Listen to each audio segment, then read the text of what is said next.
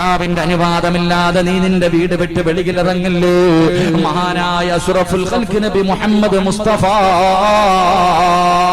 സല്ലല്ലാഹു അലൈഹി വസല്ലമ തങ്ങളുടെ കാലഘട്ടത്തില് ഒരു ഭർത്താവ് തന്റെ ഭാര്യയോട് പറഞ്ഞു, ഞാൻ വരുന്നത് വരെ നീ വീടിന്റെ വെളിയിലിറങ്ങരുത്. ഒരു ഭർത്താവ് തന്റെ ഭാര്യയോട് പറയുകയാണ്, ഞാൻ വരുന്നത് വരെ നീ വീടിന്റെ വെളിയിലിറങ്ങരുത്. ആവശ്യമുള്ളതെല്ലാം വാങ്ങിക്കൊടുത്തിട്ട് ഭർത്താവ് പോവുകയാ. അതാ കുറച്ചു ദിവസം കഴിഞ്ഞു, ആ പെണ്ണിന്റെ പിതാവ് രോഗം പിടിച്ച് കിടക്കുകയാണ്. കുടുംബക്കാര് വന്നിട്ട് പറഞ്ഞു, നിന്റെ വാപ്പ സുഖമില്ലാതെ കിടക്കുകയാ. അല്ലാഹുവേ, ഭർത്താവ് വീടിന്റെ വെളിയിലിറങ്ങരുതെന്ന് പറഞ്ഞു. പെണ്ണ് അല്ലാഹുവിന്റെ പ്രവാചകന്റെ മുന്നിലേക്ക് ആളെ പറഞ്ഞു വിടുകയാ. അല്ലാഹുവിന്റെ പ്രവാചകന്റെ മുന്നിലേക്ക് ആളെ പറഞ്ഞു വിട്ടു. യാ റസൂലല്ലാഹ്, എന്റെ വാപ്പ സുഖമില്ലാതെ കിടക്കുകയാണ് നബിയേ. എന്റെ ഭർത്താവ് വീടിന്റെ വെളിയിൽ ഇറങ്ങരുതെന്ന് പറഞ്ഞിട്ടുണ്ട്. ഞാൻ പോയിട്ട് എന്റെ വാപ്പയൊന്ന് കാണാ പോകട്ടെ നബിയേ. അല്ലാഹുവിന്റെ പ്രവാചകൻ പറഞ്ഞു, നീ നിന്റെ ഭർത്താവിന്റെ വാക്കനുസരിക്കൂ. അല്ലാഹുവേ, അവിടുന്ന് പ്രവാചകൻ കൊടുത്ത മറുപടി അതാണ്. അതാ ദിവസങ്ങൾ കഴിഞ്ഞു, കുടുംബക്കാര് വന്നിട്ട് പറയുന്നു, പെണ്ണ്, നിന്റെ വാപ്പയതാ സക്രാത്തിന്റെ അവസ്ഥയിലാ, മരണത്തോട് മല്ലടിച്ചു കൊണ്ട് കിടക്കുകയാണ്. അവസാനമായി ജീവനോടെ നിനക്ക് നിന്റെ പിതാവിനെ ഒന്ന് കാണണമെങ്കിൽ വരാ പറയുമ്പോ ഭർത്താവിനെ അനുസരിക്കുന്ന പെണ്ണ് പ്രവാചകന്റെ മുന്നിലേക്ക് ആളയക്കുകയാണ്. നബിയേ, എന്റെ വാപ്പ സക്രാത്തിന്റെ അവസ്ഥയിൽ കിടക്കുകയാ, ജീവനോടെ കാണാൻ കിട്ടുന്ന അവസാനത്തെ അവസരമോ, ഞാനൊന്ന് പോകട്ടെ നബിയേ. അല്ലാഹുവിന്റെ പ്രവാചകൻ പറഞ്ഞു, പെണ്ണ്, ഭർത്താവ് പറയുന്നതനുസരിക്കലാണ് നല്ലത്. അല്ലാഹുവേ, അവിടുന്ന് അനുവാദം കൊടുത്തില്ല. കുറെ നേരം കഴിഞ്ഞു, അതാ കുടുംബക്കാർ വന്നിട്ട് പറഞ്ഞു, പെണ്ണ്, നിന്റെ വാപ്പ മരണപ്പെട്ടു പോയി, ഇനിയെങ്കിലും നിനക്കൊന്ന് വന്നുകൂടെ. അല്ലാഹുവിന്റെ പ്രവാചകന്റെ മുന്നിൽ ചെന്നിട്ട് കരഞ്ഞുകൊണ്ട് പറയുന്നു, യാ റസൂലല്ലാഹ്, എനിക്ക് ജന്മം നൽകി എന്റെ വാപ്പ മരിച്ചുപോയി നബിയേ. അവസാനമായി ഞാനൊന്ന് കാണാ പോകട്ടെ നബിയേ. ഭർത്താവ് വീടിന്റെ വെളിയിൽ ഇറങ്ങരുതെന്നാണ് പറഞ്ഞിരിക്കുന്നത്.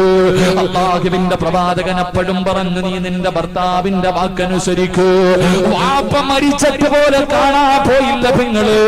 ഭർത്താവിന്റെ വാക്കിന് വല്ലാത്ത വിലയാ. ഭർത്താവിന്റെ അനുവാദമില്ലാതെ നീ വീട് വിട്ടിറങ്ങിയോ, തിരിച്ച് വീട്ടിലെത്തുന്നതിന് മുമ്പ് മരിച്ചു പോയാ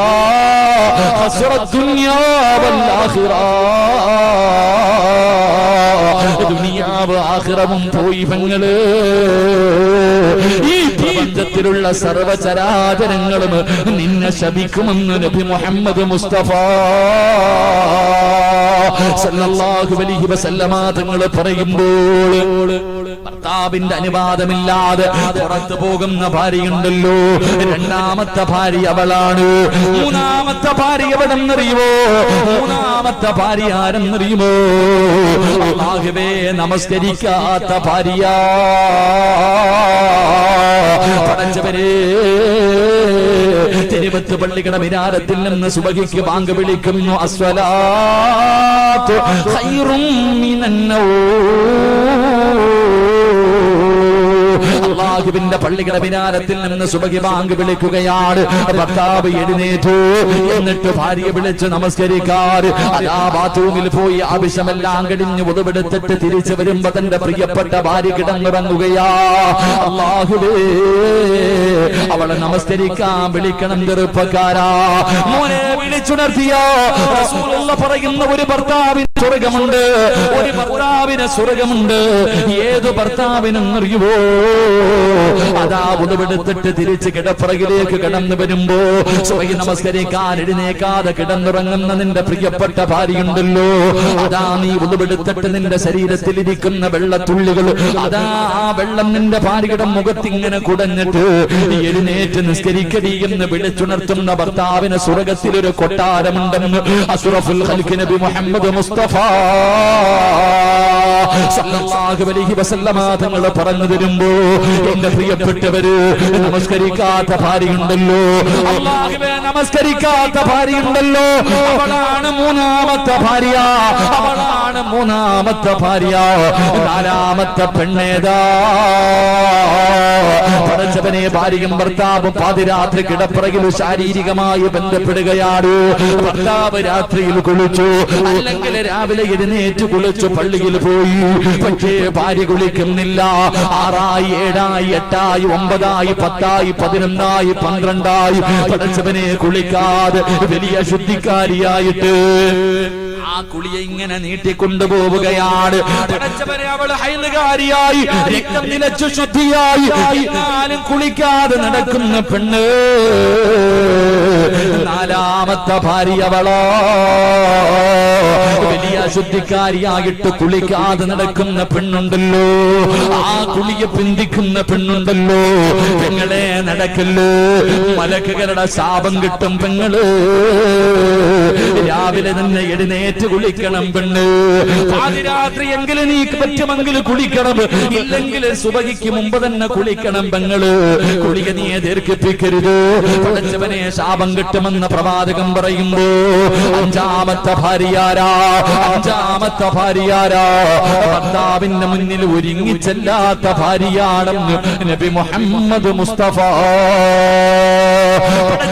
ഭർത്താവിന്റെ മുന്നിൽ ഒരുങ്ങി വരാത്ത ഭാര്യ.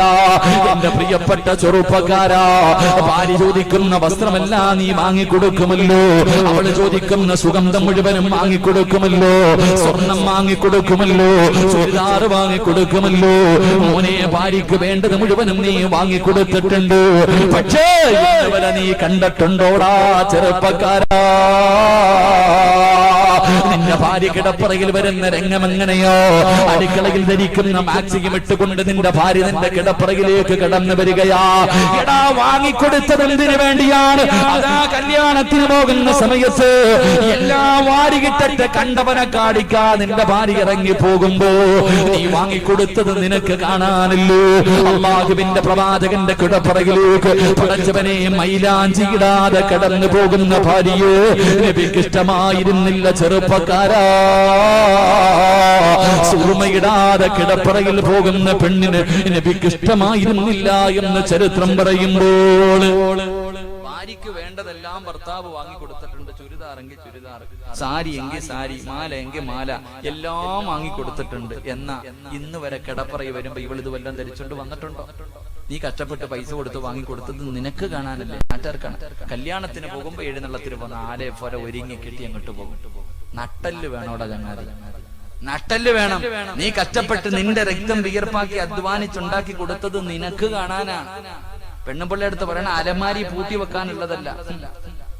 റസൂലുള്ളാഹി തങ്ങളുടെ കിടപ്പറയിലേക്ക് മൈലാഞ്ചി ഇടാതെ പോകുന്ന പെണ്ണിനെ നബിക്ക് ഇഷ്ടം. നിന്റെ പെണ്ണുപിള്ള വിവാഹത്തിന്റെ അന്ന് ഇട്ടതാ, പിന്നെന്ന് വരെ ഇട്ടിട്ടുണ്ടോ മൈലാഞ്ചി? ഒന്ന് ചിന്തിച്ചു നോക്ക്.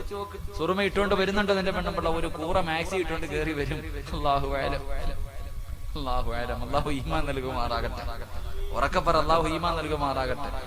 പെണ്ണുങ്ങൾ പറയും, ഉസ്താദ് എന്റെ കെട്ടിയവൻ അയൽവാസിയുടെ പെണ്ണുമ്പിള്ളയായിട്ടൊരു ബന്ധമുണ്ട്. എങ്ങനെ ഉണ്ടാകാതിരിക്കും? ഓനെ കുറ്റം പറഞ്ഞിട്ട് കാര്യമുണ്ടോ? കണ്ടവന്റെ പെണ്ണുമ്പിള്ളയുടെ പുറകിൽ നിന്റെ ഭർത്താവ് പോകുന്നുണ്ടെങ്കിൽ അയാളുടെ കുഴപ്പമല്ല, നിന്റെ കുഴപ്പമാണ്. നീ നേരെ ചൊവ്വ പോയിരുന്നെങ്കിൽ പോവായിരുന്നു. നീ നേരെ ചൊവ്വ ഒരു പെണ്ണൊരുങ്ങിക്കെട്ടി പോകേണ്ടത് പോലെ മനോഹരമായ വസ്ത്രം ധരിച്ച സ്വർണ്ണാഭരണങ്ങളും ഇട്ടുകൊണ്ട് നിന്റെ ഭർത്താവിന് കൊതി തോന്നുന്ന രീതിയിൽ മണിയറയിലേക്ക് കിടപ്പറയിലേക്ക് നീ പോയിരുന്നെങ്കിൽ കണ്ടവളെ തേടിയിട്ട് നിന്റെ ഭർത്താവ് പോകില്ല. നീ അങ്ങനല്ലല്ലോ. നീ നാട്ടുകാർക്ക് പ്രദർശിപ്പിക്കാൻ വെച്ചിരിക്കുന്നവളല്ലേ. അല്ലാഹു ഈമാൻ നൽകുമാറാകട്ടെ. ഉറക്കപ്പറ, അല്ലാഹു ഈമാൻ നൽകുമാറാകട്ടെ. പറയുമ്പോ എല്ലാം പറയണമല്ലോ. അല്ലാതെ കണ്ടവന്റെ ഭാര്യയുടെ പുറകിൽ എന്റെ പോയെന്ന് പറഞ്ഞ് നെഞ്ചത്തടിച്ചിട്ട് കാര്യമില്ല. നീ നിൽക്കേണ്ട സ്ഥലത്ത് നീ നിൽക്കണം. അവനവൻ ഇരിക്കേണ്ട സ്ഥലത്ത് അവനവിടെ ഇരുന്നില്ലെങ്കിൽ വേറെ ആരോ കയറി ഇരിക്കണം. ചുമ്മാ അല്ല പറഞ്ഞത്. നീ ഒരുങ്ങി കിട്ടി, നീ വയസ്സായാലും. ഇപ്പൊ ആരോടാ പറയണേ? ഇത് ആരോടാ പറയണേ? എന്റെ പ്രിയപ്പെട്ടവരെ, 45 കഴിഞ്ഞ കെട്ടിയവനൊരു റൂമില്, പെണ്ണുമ്പിള്ള ഒരു റൂമില്. അല്ലാഹു ഈമാൻ നൽകുമാറാകട്ടെ. ആരോടാ പറയണേ? എടാ, 45 50 കഴിഞ്ഞ പെണ്ണുമ്പിള്ള ഒരു റൂമില്, കെട്ടിയവനൊരു റൂമില്. ഇവര് പെണ്ണ് കെട്ടിയത് സെക്സ് തീർക്കാൻ വേണ്ടിയായിരുന്നു. ഇപ്പൊ പറ്റാത്തത് കൊണ്ട് 2 റൂമില്. അല്ലാഹു ഈമാൻ നൽകുമാറാകട്ടെ. എന്താ ഒന്ന് ചിന്തിച്ചു നോക്കും മനുഷ്യന്മാരെ. വിവാഹം കഴിച്ചു കഴിഞ്ഞ ഭാര്യയും ഭർത്താവും മരിക്കണ കാലം വരെ ഒരുമിച്ച് നിൽക്കണ്ടേ? എടാ, ആരോഗ്യമുള്ള കാലത്തല്ല, അതില്ലാത്ത കാലത്തല്ലേ താങ്ങും തണലുമാകണ്ടേ? ഭർത്താവ് പള്ളിയിൽ നിന്ന് പോയിട്ട് അമിന വാടി കിടക്ക, അയ്യോ മക്കളുണ്ട്, നാണക്കേട് വരൂല്ല. നാണക്കേട് പിന്നെ അമ്മമാർക്ക് കയറി കിടക്കുന്നതിന് കുഴപ്പമില്ല, നിനക്ക് നാണക്കേടില്ല. മരിക്കണ കാലം വരെ കെട്ടിയവന്റെ കൂടെ കിടക്കണം പെണ്ണെ. അല്ലാഹു ഈമാൻ നൽകുമാറാകട്ടെ. അതിനല്ലാതെ വേറെ ഒന്നും നീ ചിന്തിക്കരുത്. ഒരു ഭാര്യയ്ക്കും ഭർത്താവിനും തമ്മിൽ മരണസമയത്ത് മരിക്കുന്നത് വരെ ഒരുമിച്ച് കിടക്കണം, അപ്പോഴാ സന്തോഷം കിട്ടുക. അല്ലാതെ മക്കള് പറയും, നാട്ടുകാർ പറയുമെന്ന് പറഞ്ഞാൽ പറഞ്ഞോണ്ട് കിടക്കത്തേ ഉള്ളൂ. ഭാര്യയും ഭർത്താവും ഒരു റൂമിൽ തന്നെ കിടക്കണം. അല്ലാഹു ഭാഗ്യം